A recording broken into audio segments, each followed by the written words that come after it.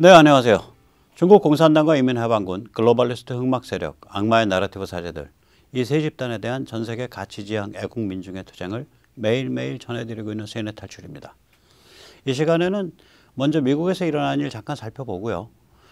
실제로 이 지금의 그 MTR, 마가 트럼프 공화 신주류와 이 글로벌리스트, 그 다음에 빅3, 빅텍, 빅미디어, 빅머니, 또 워싱턴 스왑프, 이 글로벌리스트 빅3 워싱턴 스왑프 진영, 이 두 진영 사이의 투쟁이 미국의 어떤 정치 사상사적 혹은 정치사적 측면에서 어떤 뿌리를 가지고 있는가, 굉장히 흥미진진한 얘기를 약간 지루하게 짚어보도록 하겠습니다.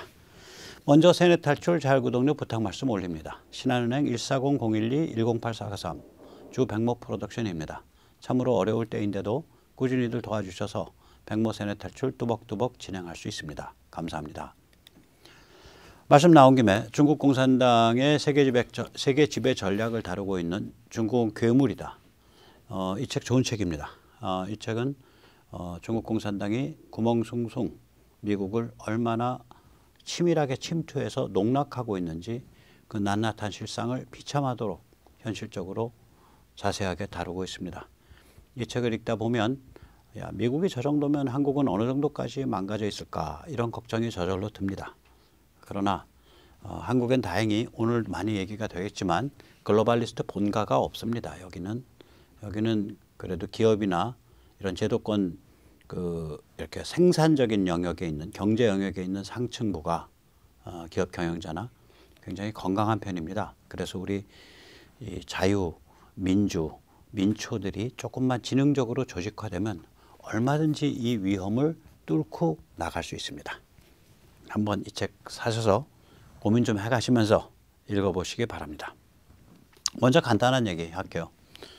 참 보기만 해도 구역질 나는 파우치. 이 파우치가 동물학대 때문에 날아갈 것 같아요. 걸려도 어떻게 이렇게 걸리냐고요. 파우치가 이제 NIH를 오랫동안 지배해왔죠. 미국 국립보건연구원이죠. National Institute of Health. 국립보건연구원에서 이제 무절제한 그런 동물 실험을 많이 진행시킨 모양이에요. 우리도 좀 보도가 됐었죠. 예를 들어서 개를 살아있는 상태에서 이 곤충에게 뜯어먹히게 하는 그런 실험. 저 왼쪽. 또 오른쪽은 뭐냐면 원숭이를 조그만 아주 작은 그 울타리 안에 가둬놓고 그 울타리 밑바닥을 망으로 만들어 놓고 그 망 아래서 뱀인데 이게 플라스틱으로 만들었는데 이 모타에 의해서 뱀같이 움직이는, 진짜 살아있는 뱀같이 움직이는 그런 걸 집어넣어서 원숭이가 공포에 질렸을 때 어떤 반응을 보이고 이 공포 수치가 어떻게 올라가나, 또 그다음에 원숭이의 뇌를 일부 절개를 해내면 그 공포에 대한 반응이 어떻게 바뀌나, 뭐 이런 황당한 실험들을 하는데, 이게 일부는 자체에서 실험하고 일부는 NIH가 돈을 줘서 전국 대학에서 공공연하게 여러 대학에서 이런 실험을 합니다. 이런 실험의 95%가 실제로 인간과는 아무 상관이 없는, 인간의 보건과는 아무 상관이 없는 무의미한 실험이라고 합니다. 이런 종류의 실험에 사용되는 돈이 무려 연 20조 원, 미화로 150억 달러 정도에 해당한다고 합니다. 15빌리언이니까요. 150억 달러죠. 이런 실험에 대해서 그러면은 트럼프는 뭐 이런 실험에 대해서 뭐 아무 관심도 안 기울였겠거니라고 생각을 우리가 할 수 있는데 안 그렇습니다. 동물에 대한 윤리적 처리를 위한 사람들, People for the Ethical Treatment of Animals, 페타라는 단체가 있는데 이 페타라는 단체의 움직임이 트럼프랑 같이 움직였습니다. 트럼프의 지지 세력 중에 하나입니다. 2019년에 이 페타라는 단체가 우리가 좋아하는 폭스뉴스의 터커 칼슨과 인터뷰한 내용이 있는데, 인터뷰가 좀 길어서 앞에 터커 칼슨이 소개하는 것만 한 짧게 안내해 드리겠습니다. 한번 보시죠. Well, you probably don't think of PETA, People for the Ethical Treatment of Animals, and the Trump administration as natural allies, but the group recently had praise for the new 2020 budget coming out of the White House because it would cut funding for the National Institutes of Health. Now, why would PETA want that?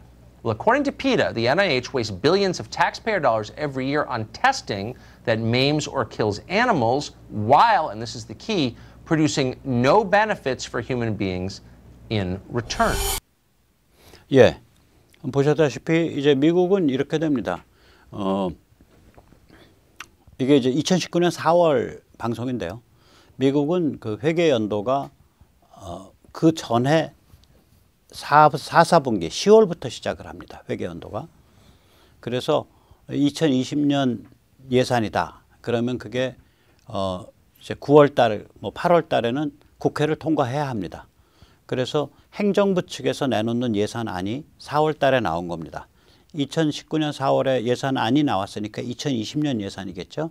그 2020년 예산에서 예산안이죠. 행정부 측이 내놓은 예산안에서 이 NIH의 무절제한 동물 실험을 예산을 삭감하는 방향으로 나왔기 때문에 페타가 트럼프 행정부의 이런 개혁 움직임을 우리가 적극 지지한다. 이렇게 이제 성명을 했다. 그 얘기를 하면서 터커 칼슨이 이제 그 페타의 임원, 그 단체의 임원을 불러서 과연 지금 실상이 어떤가라고 물으면서 이제 인터뷰를 진행하는 게 이 프로그램의 말하자면은 그 구성입니다. 자, 이게 이제 말하자면은 이렇게 뭐라 그럴까 현대 과학이라는 게 그 임원이 그런 말을 해요. 이제 터커 칼슨이 이렇게 묻거든요. 도대체 이런 미치광이 같은 실험을 왜 하는 거예요? 그랬더니 임원이 하는 말이 논문 잘 나오잖아요. 동물이요? 죽여도 누가 항의 안 하고 값도 싸고 논문은 쓰기 쉽고 그러니까 거기에 미친 듯이 달라들어서 동물 잡아 죽여가면서 이상한 실험하는 거예요. 라고 말을 합니다. 이게 어떤 대학 그 아카데미아 전문 분야의 그 함정인데요. 이 아카데미아 전문 분야는 굉장히 냉정하죠. 그러니까 논문 나올 수 있으면 되니까 그냥 그 동물은 누가 항의도 제대로 안 하고 값도 싸니까 정부 예산 받아가지고 동물 막 잡아 죽여가면서 말도 안 되는 실험. 원숭이가 어떨 때 공포를 느끼나, 공포는 어떻게 측정하나, 원숭이의 뇌를 일부를 절개하면 공포에 대한 반응이 어떻게 달라지나, 뭐 이거 가지고 실험 논문 쓰는 거예요. 만만하잖아요. 논문 쓰기 만만하기 때문에 이 짓이 저질러지고 있다라고 페타가 말을 합니다. 페타가. 그래서 현대 과학의 이런 이 현대 정확히 표현하면 전문 분야에 현대 전문 분야 정확히 표현하면은 이제 그 논문 프레셔 아래 놓인 전문 연구자들의 이런 황당한 짓을 어떻게 컨트롤할 거냐.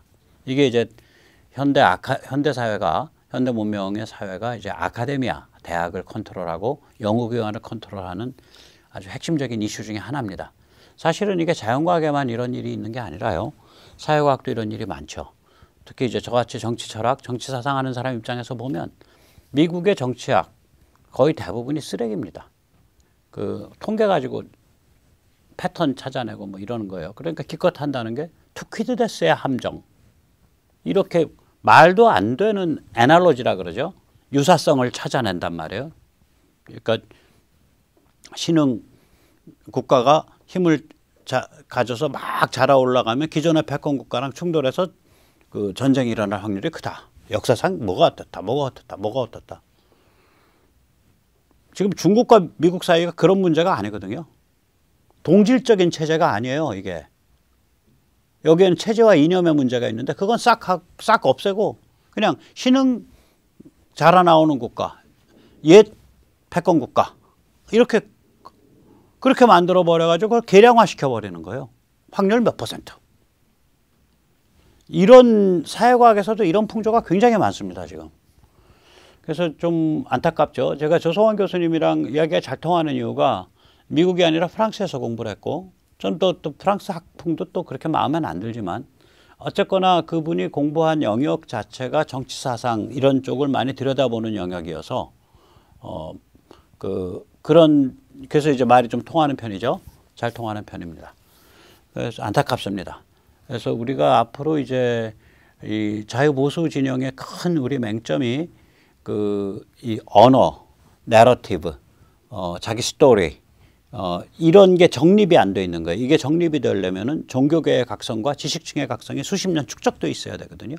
그게 거의 안 돼 있기 때문에 저희들은 그게 뭐 악마스러운 거지만 그 풀세트를 갖고 있어요. 저쪽 애들은. 이쪽은 그게 없단 말이에요. 그러니까 싸움이 안 되는 거예요. 자꾸. 이걸 이제 말하자면 정신과 언어의 고지를 점령하고 있는 거거든요. 우리가 그런 고지 점령했었으면 이번에 윤석열이가 뭐 오다가다 전두환 슬쩍 말한 거 가지고 그렇게 아각거리고 뭐 잡아 죽일 듯이 못 덤비죠. 우리가 이 고지를 다 놓쳐 있는 게 없으니까 그런 이빠른 소리 했다가는 저거 정치를 잘못 배워 처먹었습니다. 정치를 다시 배워야겠습니다. 당장 사퇴해야겠습니다. 뭐 이렇게 해서 이제 사람 몰며 놓는 거죠. 우리가 언어를 상실해서 그래요. 내러티브를 상실하고. 이런 문제들을 이쪽 진영이 잘 몰라요. 자유보수 쪽이.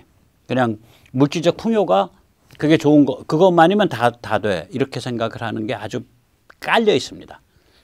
박정희 대통령은 너무 못 살았기 때문에 잘 살아보세라고 외칠 자격이 있어요.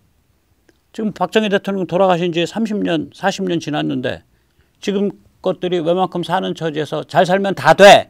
라고 말한다면 굉장히 천박한 거죠. 근데 우리 이른바 자유보수의 실제적 현실 구조가 잘 살면 다 돼! 뭐 말 많아! 이런 식의 거라 언어와 개념과 내러티브가 없는 거예요. 젊은 애들이 야, 저 신내 나는 틀딱들 저거 그냥 그 아주 물질주의적이고 매력이 없어 이렇게 되는 거죠. 문화도 못 따라내고 창작도 못하고 비평도 못하고 많이 반성해야 됩니다. 저 같은 사람부터 반성해야죠. 자, 또 미국에서는 요새 이제 페이스북이 자유보수 매체를 억압하던 정황이 이제 그 폭로가 돼갖고 그것도 월스트리트저널이 폭로했어요. 폭로돼갖고 지금 난리가 났습니다. 페이스북이 이제 작년에 이제 BLM 시위 살벌하고 또 선거 국면 진행됐을 때 자유보수 성향 매체들의 노출을 제한시켰습니다. 프로그램을 짜가지고 내부 고발자에서 드러났습니다. 만약에 그때 그런 식의 검열 프로그램을 안 돌렸더라면 대표적인 자유보수 매체인 브라이트바트가 20% 정도 트래픽이 증가했을 거고 이폭 타임즈가 11% 정도 트래픽이 증가했었을 것이다 라고 추정이 됩니다. 여기에 대해서 공화당 하원 원내대표인 맥카시 의원이 다음과 같이 말을 했습니다.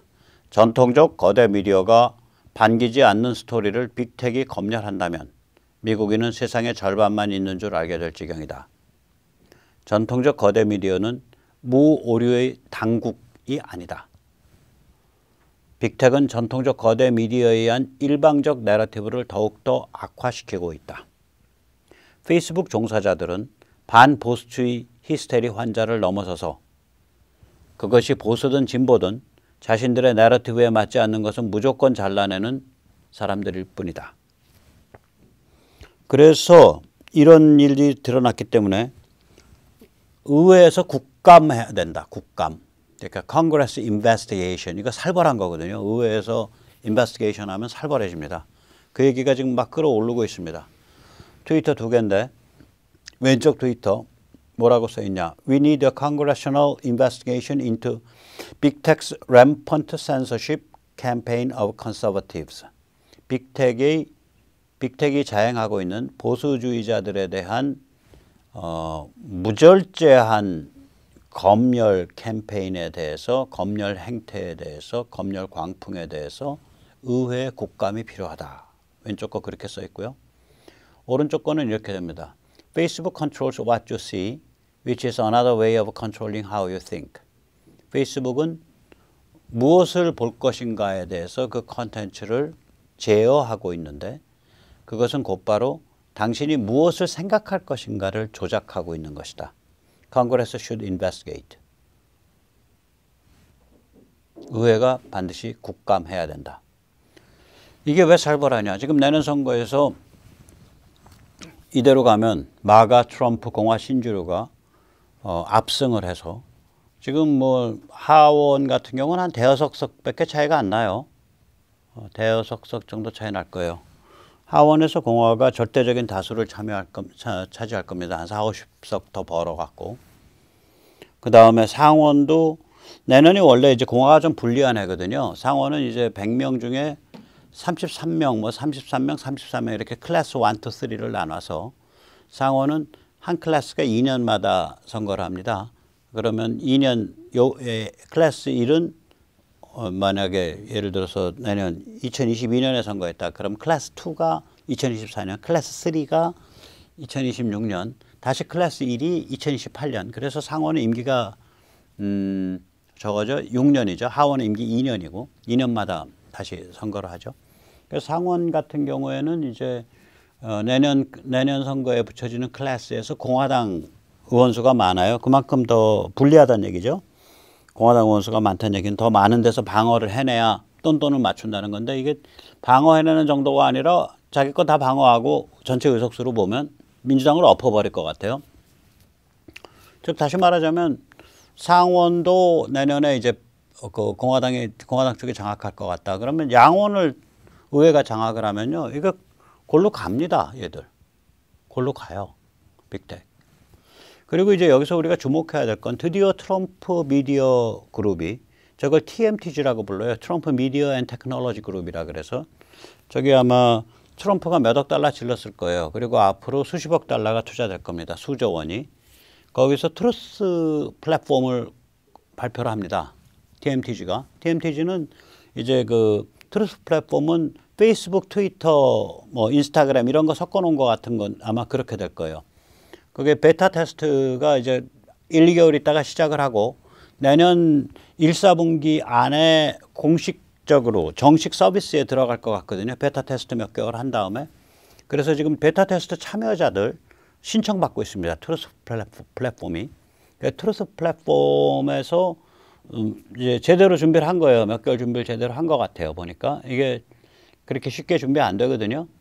트루스 플랫폼에서 이제 제대로 베타 테스트 들어가고 내년 되면은 트루스 플랫폼이 예를 들어서 저게 그래도 몇 천만 명 모여서 버글버글 대고 이런 상황이 될 거예요. 선거 전에. 그러면 쟤들이 저걸 차단을 못 한다고요. 그래서 저는 기대가 좀 됩니다. 트루스 플랫폼이. 그러니까 TMTG는 한편으로는 트루스라는 소셜 미디어 서비스를 하고 트루스 소셜이라고 부르더라고요. 트루스 소셜, 진실 소셜. 진실 소셜 미디어를 하고 다른 한편으로는 이제 그 격조가 있는 또 중요한 동영상들, 그 컨텐츠들을 촬영해서 내보내는 그런 종합 미디어 오퍼레이션을 생각하는 것 같아요. 좋은 일이죠. 네, 제대로 했으면 좋겠습니다. 자, 그런 상황 아래서 내년 11월달 중간 선거에서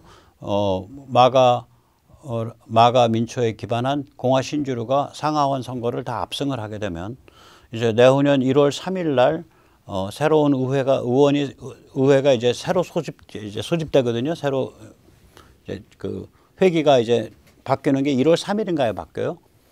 그때부터는 이제 곡소리 나는 거예요. 빅텍은. 한번 보자고요. 어떻게 되나. 자, 그래서 이게 이 미국의 정치 내전을 보고 있으면 야, 왜 이런 전선이 어떻게 형성되냐.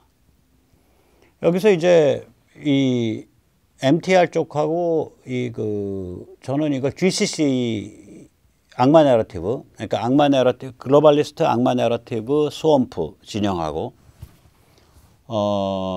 이 두 진영이 지금 딱 그 정치 내전을 하고 있는데 에너지라든지 악마 내러티브를 제가 GCC라 그러는데 G는 젠더 평등 G, C는 CRT, 그러니까 비판적 인종이론, 또 C, 클라이밋 체인지, 기후 변화. 그래서 GCC. 그러니까 GCC 내러티브, 에너지, GCC 내러티브, 국경, 교육 이런 데서는 완전히 180도 서로 달라요. 그런데 이제 바이든도 반중 아니냐 이런 얘기가 있고 우리 사회에서는 이제 추북일 대표가 추북일 와이타임스에서 이 바이든 정부의 이 반중 구도에 대해서 상당히 높게 평가하면서 이렇게 주목을 해줍니다. 뭐 추북일 대표 워낙에 그 정확하고 또 자세한 분이라 제가 뭐 함부로 비판은 못하겠지만 저는 좀 다르게 봐요. 바이든 반중은 장난이다. 진짜는 하지 않고 변종만 올린다.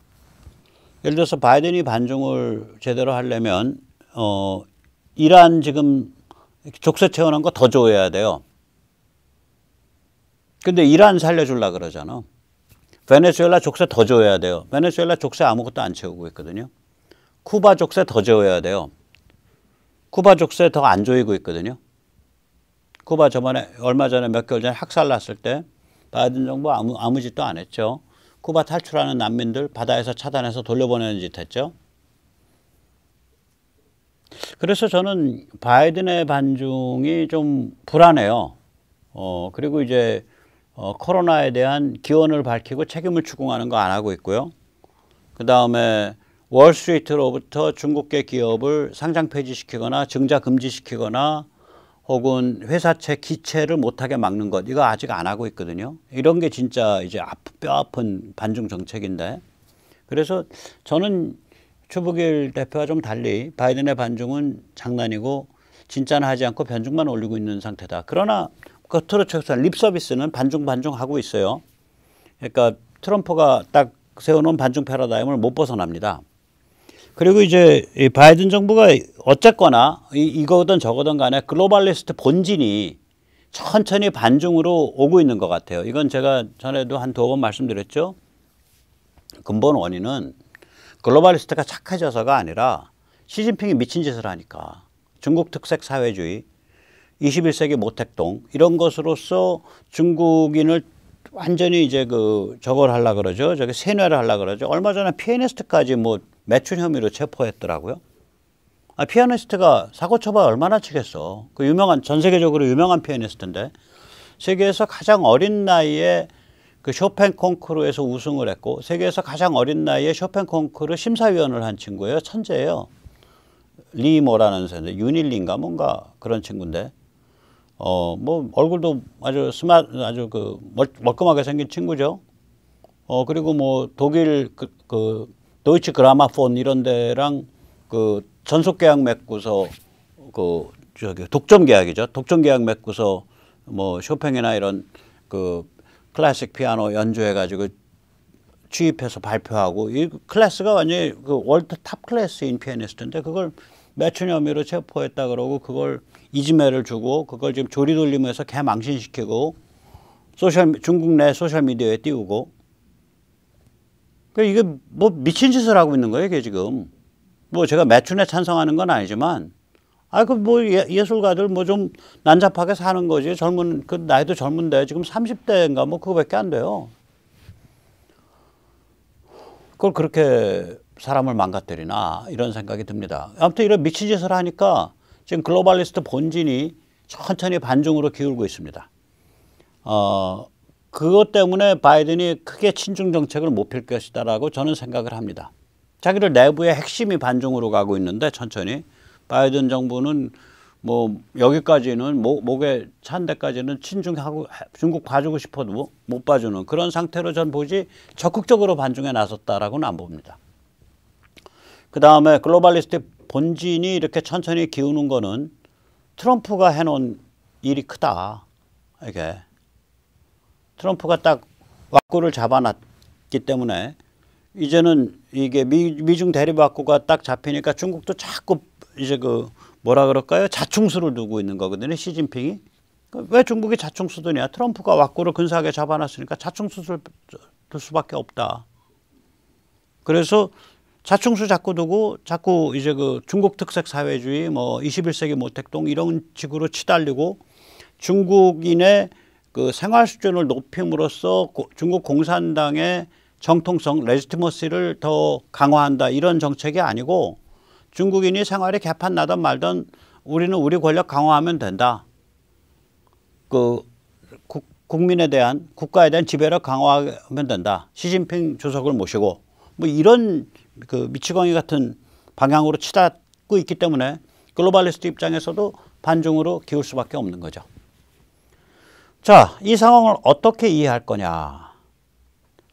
도대체 글로벌리스트와 이 빅3, 빅미디어, 빅머니, 빅텍 그리고 스왑프의 의도가 뭐길래 이렇게 GCC 악마 내러티브 띄우고 에너지도 생산 이상하게 해갖고 석유 가격 왕창 올리고 기후변화 뭐 떠들고 국경 저렇게 해체하다시피 해서 막 물밀듯이 중남미에서 밀어 닥쳐서 미국 사회가 몸살을 일으키게 만들고 교육 현장에서 어린애들한테 젠더 평등 세뇌하고 기후변화 세뇌하고 비판적 인종이론 세뇌하고 GCC 세뇌하고 뭐 이런 짓을 왜 하냐, 이런 악마 같은 짓을. 얘들 의도가 뭐야?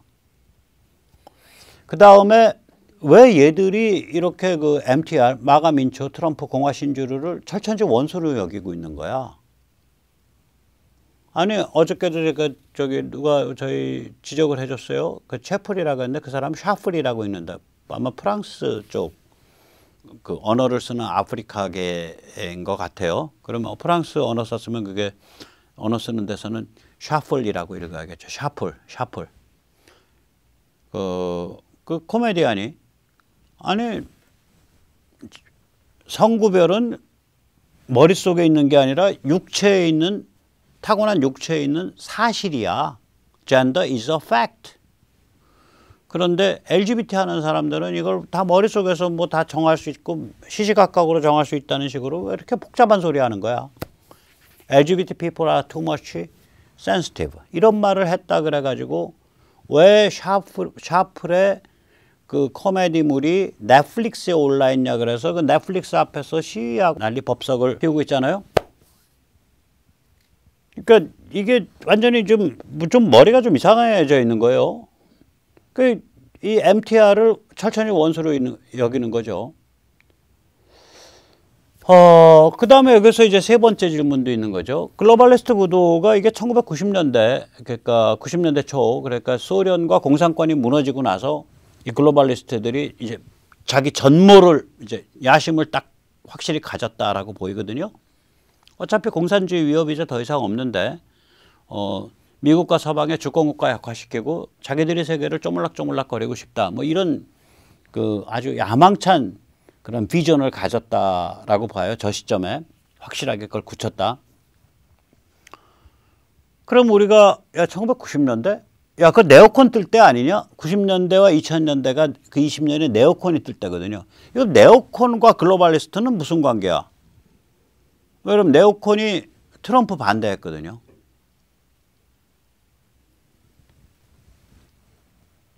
이 네오콘이 특히 2001년에서 2008년은 완전히 미국을 휩쓸었습니다. 지금 우리는 상상이 안 가지만 마치 지금 뭐 BLM 사조 반대하면은 매 맞아 죽듯이 2001년에서 2008년 아들 부시 때는 네오콘에 반대하면 매 맞아 죽는 그런 분위기였어요. 미국을 휩쓸었다고요, 저게. 한 20년 전에. 그렇다면 뭔가 글로벌리스트들하고 이게 겹치는 게 있으니까 글로벌리스트의 천하는 90년대, 2000년대, 2015년까지니까 2016년까지 글로벌리스트 천하가 25년, 26년이거든요. 그러면 네오콘이 휩쓸었을 때는 그 중간에 넓게 잡으면 20년 같이 간 거고요. 좁게 잡으면 8년을 같이 간 거예요. 그럼 네오콘과 또 무슨 관계야? 이런 한 서너 가지의 질문이 생기는 거예요. 그래서 오늘 그 얘기를 짧게 다뤄보도록 하겠습니다. 일단 그걸 알으려면요. 우리가 항상 그 발생 초기로 돌아가야 되거든요. 그래서 1980년대 또 1990년대를 이해해야 됩니다. 1980년대는요.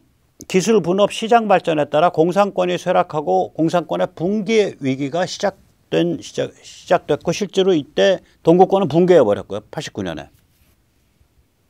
소련은 91년에 붕괴했지만. 그러면 기술 분업 시장이 발달했다. 이거 일단 분업이라는 건 세계 시장이죠. 이거 가트, 관세 및 무역에 관한 일반 협정, 그게 엄청나게 발달했죠. 기술 같은 경우는 예를 들면은 뭐 몇 가지 예를 들어드릴게요. 제가 그런 말씀 잠깐 드렸었는데 스탈린 시대 20세기 초반만 해도요. 그냥 뭐 웬만한 거 다 따라서 할 수 있어요. 소련이 이 공산권이 이쪽 그 서방 세계가 만드는 것들을. 그런데 이게 2차 세계대전 때부터 이게 확 차이가 나요. 기술이 완전히 제너레이션이 달라지는 거예요. 서방 세계의 기술이. 예를 들어서 유화, 석유화학. 저기는 시작도 안 했는데 여기는 석유화학이 그냥 급속하게 발달하잖아요. 석유화학에서 온갖 종류의 섬유 다 뽑아내고 온갖 종류의 화학물질 다 뽑아내고 지금 석유가 제가 거듭 말씀드렸잖아요. 석유가 그냥 불 때는 석유가 아니다. 온갖 종류의 플라스틱, 뭐 사출물 이거 다 석유에서 나온다. 이제는. 석유가 없다고 생각을 해봐라. PCB 기판 하나 못 만들어요. PCB 기판 그 시퍼런 거, 그 전자기판 그거 다 저기 석유화학 유화에서 나오는 그 레진이라 그러죠. 그 플라스틱 레진 가지고 만든 거예요. 일단 석유화, 그 다음에 반도체, 그 다음에 서비스 같은 데서 통신과 정보기술이죠. 통신과 컴퓨터 이런 데서 완전히 차이가 나요. 물론 80년대까지는 이제 그 메인프레임 컴퓨터죠. 메인프레임 컴퓨터 PC는 80년대 중반 나오니까 그런 게 없죠. 저기에는. 그러니까 완전히 기술이 그냥 차이가 나버리는 거예요. 이게. 그래서 공산권이 쇠락을 해요. 붕괴기가 시작을 하는 거죠. 그러다 보니까 80년대, 90년대 말이지만 영국 같으면은 영국의 대처가 그냥 나온 게 아니에요. 공산권 쇠락했다. 이제 쟤들 망한다는 자신감이 생기니까 확 보수화되는 거라고요. 그 대처가 먼저 나왔고요. 마가렛 대처 여사가 영국에서. 그 다음에 몇 년 있다가 미국에서 레이간이 튀어나왔죠. 이게 반공, 시장, 보수의 전도사들입니다. 이게 왜 그러냐? 쟤들 망해가는 게 이제 눈에 보이거든. 이쪽 자신감을 가지게 되니까 확 튀어나오는 거예요. 그런데 이게 어떤 상태냐면 우리가 가만히 보세요. 이 사진 가만히 보시면 연세 드신 분들은 기억하실 거예요. 이게 80년대 초부터 우리한테 보급됐거든요. 전 세계도 마찬가지예요. VHS, 비디오 필름 플레이어. 왼쪽에 쌓여있는 건 비디오. 그래서 우리가 이제 인터넷에서 영화를 틀기 전까지만 해도 동네마다 이 비디오 임대점이 있죠. 그리고 나중에 거기서 DVD 임대도 했죠. 이게 80년대 초에 나오죠. 칼라 TV 80년대 초예요. 근데 가만히 보세요. 칼라 TV나 VHS나 컨텐츠를 아무나 만드는 게 아니에요. 방송사나 영화사만 만들어요. 컨텐츠를 만드는 사람과 만드는 주체와 컨텐츠를 소비하는 대중이 완전히 역할이 분리되어 있는 거예요. 이게 전통 미디어 구조거든요. 이게 매스미디어 구조거든요. 물론 VHS는 매스미디어라고 부를 수는 없지만 컨텐츠를 만드는 쪽은 소수고 몇 개 기업 안 되고 무수히 많은 대중은 그걸 소비한다. 컨텐츠의 소비자와 컨텐츠의 생산자가 완전히 분리되어 있다. 컨텐츠의 생산과 소비가 분리되어 있다. 그리고 생산자가 극소수다. 이 구도 제가 말하는 거. 이걸 저는 광의의 전통 미디어 구도라고 부릅니다. 이 전통 미디어 구도가 언제까지 가냐? 의외로 2010년까지 갑니다.